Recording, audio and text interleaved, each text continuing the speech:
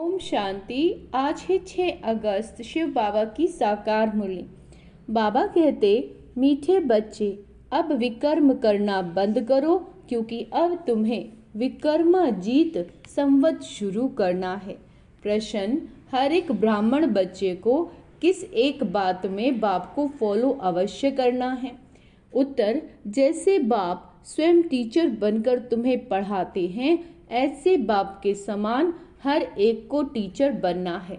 हर एक को जो पढ़ते हो उसे दूसरों को पढ़ाना है।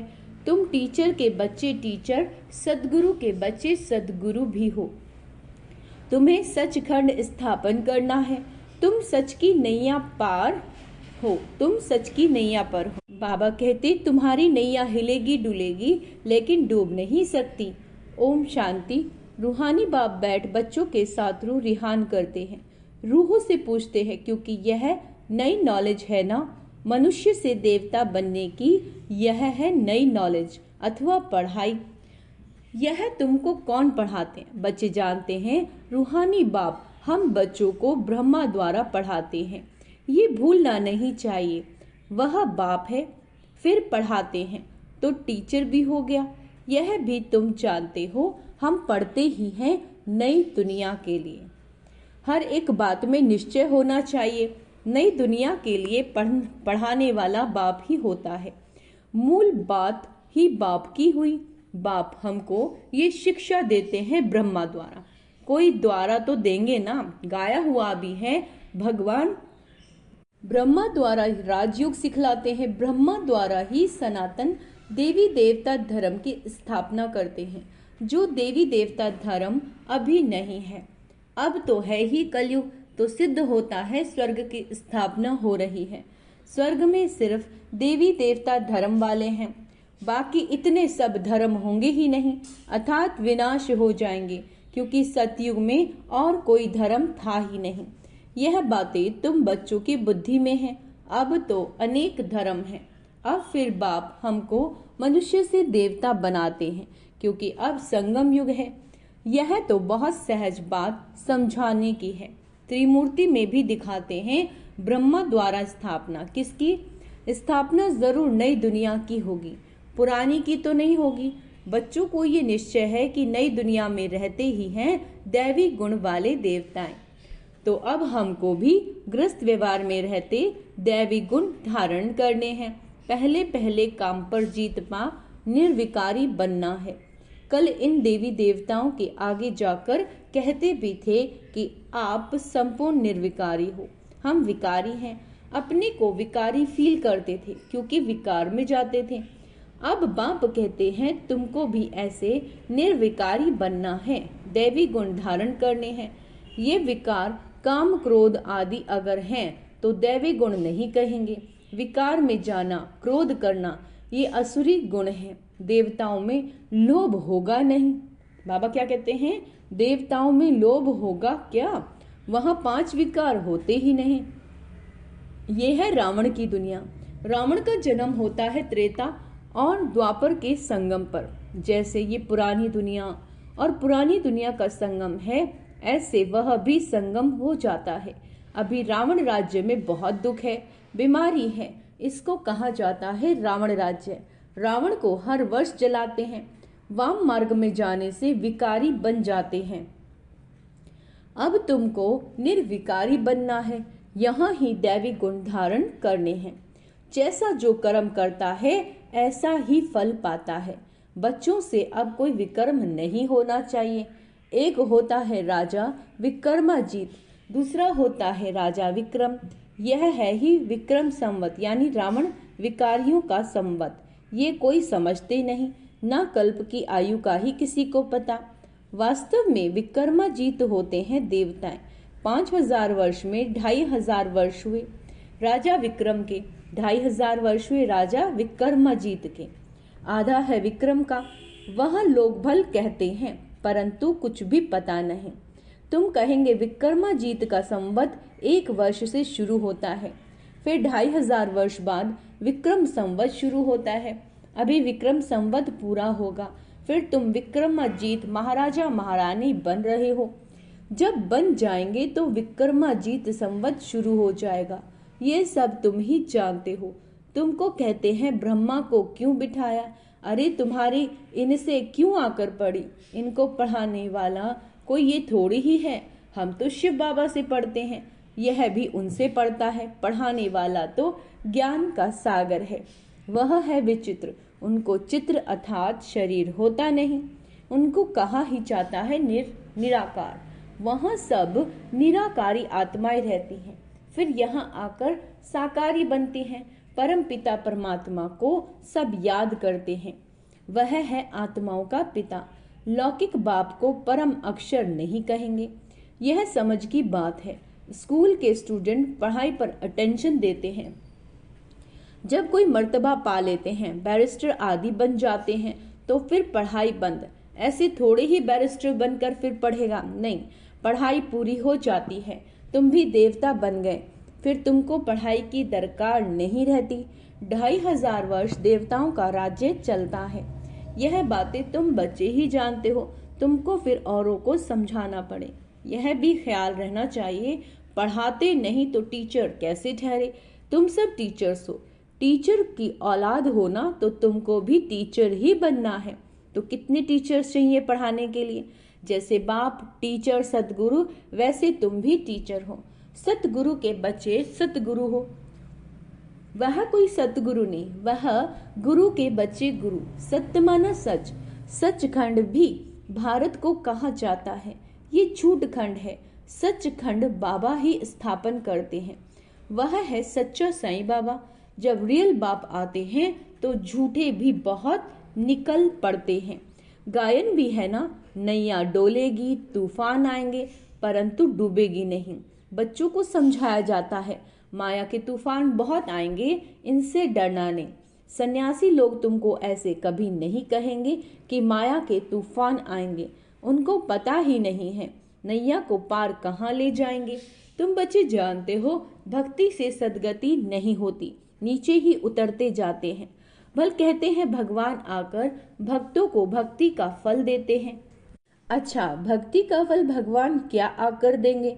जरूर सदगति देंगे कहते हैं, परंतु कब और कैसे देंगे ये पता नहीं। तुम कोई से पूछो तो कह देंगे ये तो अनादि चलती आ रही है, परंपरा से चली आई है। रावण को कब से जलाना शुरू किया? कहेंगे परंपरा से। तुम समझाते हो तो कहते हैं इन्हों का ज्ञान तो कोई नया है, जिन्होंने कल्प पहले समझा है वो झट समझ जाते हैं। ब्रह्मा की तो बात ही छोड़ दो, शिव बाबा का जन्म तो है ना, जिसको शिवरात्रि भी कहते हैं। बाप समझाते हैं मेरा जन्म दिव्य और अलौकिक है। प्रकृति मनुष्य सदस्य जन्म नहीं मिलता, क्योंकि वह सब गर्भ से जन्म लेते हैं, शरीरधारी बनते हैं। मैं तो गर्भ में प्रवेश नहीं करता।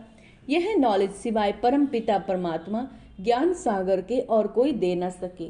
ज्ञान सागर कोई मनुष्य को नहीं कहा जाता, यह उपमा है ही निराकार की। निराकार बाप आत्माओं को पढ़ाते हैं, समझाते हैं। तुम बच्चे इस रावण के राज्य में पाठ बजाते बजाते देह अभिमानी बन पड़े हो। आत्मा सब कुछ करती है, यह ज्ञान उड़ गया। ये तो ऑर्गन्स है ना, मैं आत्मा हूँ, चाहे इनसे कर्म कराऊं चाहे न कराऊं। निराकारी दुनिया में तो शरीर रहित बैठे रहते हैं।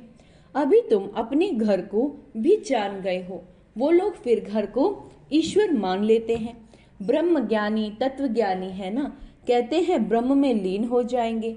अगर कहें ब्रह्म में निवास करेंगे तो ईश्वर अलग हो जाए, यह तो ब्रह्म को ही ईश्वर कह देते हैं। यह भी ड्रामा में नूंद है, बाप को भी भूल जाते हैं।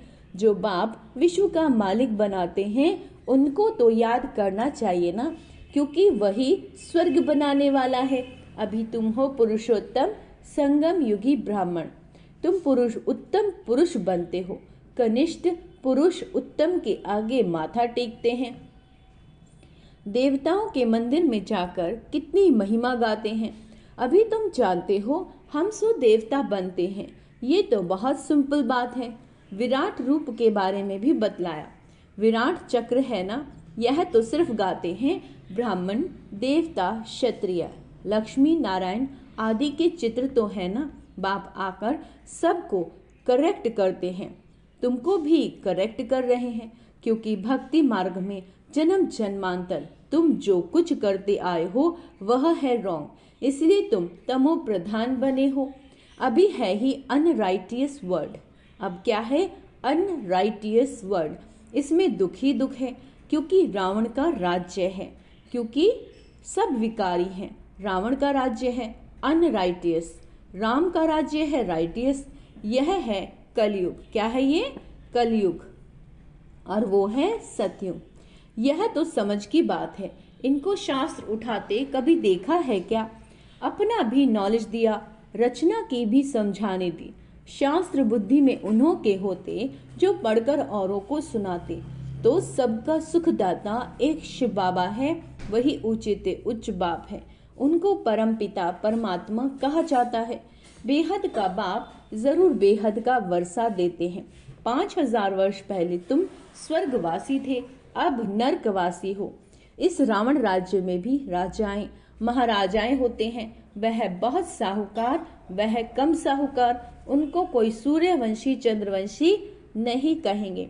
इनमें साहूकार को महाराजा का लकब मिलता है, कम साहूकार को राजा का। अभी तो है ही प्रजा का प्रजा पर राज्य। धनी धोड़ी कोई है नहीं। राजा को प्रजा अन्नदाता समझती थी, अभी तो वह भी गए। बाकी प्रजा का देखो क्या हाल है। लड़ाई झगड़ा आदि कितना है। अभी तुम्हारी बुद्धि में आदि से अंत तक सारी नॉलेज है।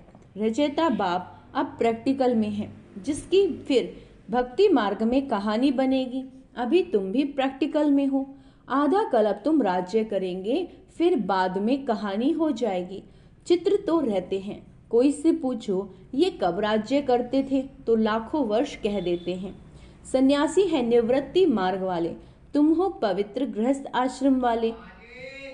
बाबा कहते आगे तो जंगल में रहते थे, उसमें ताकत थी उनमें, जंगल में ही उन्हों को भोजन पहुंचाते थे।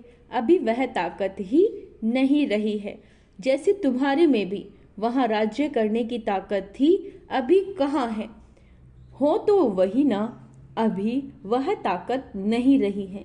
भारतवासियों का असल जो धर्म था वह अभी नहीं है, अधर्म हो गया है। बाप कहते हैं मैं आकर धर्म की स्थापना, अधर्म का विनाश करता हूँ, अधर्मियों को धर्म में ले आता हूँ, बाकी जो बचते हैं वह विनाश हो जाएंगे। ध्यान देंगे, अधर्मियों को धर्म में ले आता हूँ, बाकी जो बचते हैं वो विनाश हो जाएंगे। फिर भी बाप बच्चों को समझाते हैं कि सबको बाप का परिचय दो। बाप को ही दुख हरता सुख करता कहा जाता है। जब बहुत दुख होते हैं तभी बाबा आकर सुखी बनाते हैं। यह भी अनादि बना बनाया खेल है। खेल अच्छा, मीठे मीठे सिकेला दे बच्चों प्रति माता पिता बाप दादा का याद प्यार और गुड मॉर्निंग। रूहानी बाप की रूहानी बच्चों को नमस्ते। हम रूहानी बच्चों की रूहानी बाप दादा को याद प्यार गुड मॉर्निंग नमस्ते। मीठे बाबा शुक्रिया, बाबा शुक्रिया। धारणा के लिए मुख्य सार, इस पुरुषोत्तम संगम युग पर उत्तम पुरुष बनने के लिए आत्म अभिमानी बनने का पुरुषार्थ करना है। सत्य बाप मिला है तो कोई भी असत्य अनराइटियस यानी गलत काम नहीं करना। माया की तूफानों से डरो नहीं। सदा याद रखो कि सच की नैया हिलेगी डुलेगी। लोग आज तुम्हारी बात माने ना माने, लेकिन डूबेगी नहीं। सतगुरु के बच्चे सतगुरु बन सबकी नैया पार लगानी है। वरदान है सहज योग की साधना द्वारा, सहज योग की साधना द्वारा साधनों पर विजय प्राप्त करने वाले प्रयोगी आत्मा भाव। साधनों के होते हुए साधनों को प्रयोग में लाते योग की स्थिति डगमग ना हो। योगी बन प्रयोग करना, इसको कहते हैं न्यारा। योगी बन प्रयोग करना, इसको कहते हैं न्यारा। होते हुए निमित्त मात्र अनासक्त रूप से प्रयोग करो। क्या कह रहे हैं बाबा? इसको अंडरलाइन करेंगे। होते हुए, हमारे पास मोबाइल है योग लगाने के, निमित्त मात्र अनासक्त भाव से इसे हमें यूज करना है। अगर इच्छा होगी तो वह इच्छा अच्छा बनने नहीं देगी। मेहनत करने में ही समय बीत जाएगा। उस समय आप साधना में रहने का प्रयत्न करेंगे और साधन अपनी तरफ आकर्षित करेंगे। इसलिए प्रयोगी आत्मा बन सहज योग की साधना द्वारा, सहज योग की साधना पर आज बाबा जोर दे रहे हैं, मोबाइल पर नहीं दे रहे हैं, क्योंकि अंत समय में ये मोबाइल नहीं होंगे, ये सैटेलाइट्स नहीं होंगे। इसीलिए बाबा चाहते हैं कि प्रयोगी आत्मा बन सहज योग की साधना द्वारा साधनों के ऊपर अर्थात प्रकृति पर विजयी बनो। इनके बिना भी हमारा योग होना चाहिए। अगर आप थोड़े समय मोबाइल से योग करते हैं तो थोड़े समय बिना मोबाइल के भी योग करें, इसकी अभ्यास करें। स्लोगन, स्वयं संतुष्ट रहे, सबको संतुष्ट करना ही संतुष्ट मणि बनना है। खुद भी संतुष्ट रहना है और दूसरों को भी संतुष्ट करना है, उसी को ही संतुष्ट मणि बनना कहा जाता है। अच्छा, तो आज का सोमान अभ्यास करेंगे। मैं संतुष्ट मणि आत्मा हूँ, मैं प्रयोगी आत्मा हूँ, मतलब सहज योगी आत्मा हूँ। बिना मोबाइल किसी साधन के, कोई बैठ के मुझे योग कराए, इनके बिना भी मैं योग कर सकती हूँ, अर्थात मैं सहज योगी हूँ। ओम शांति।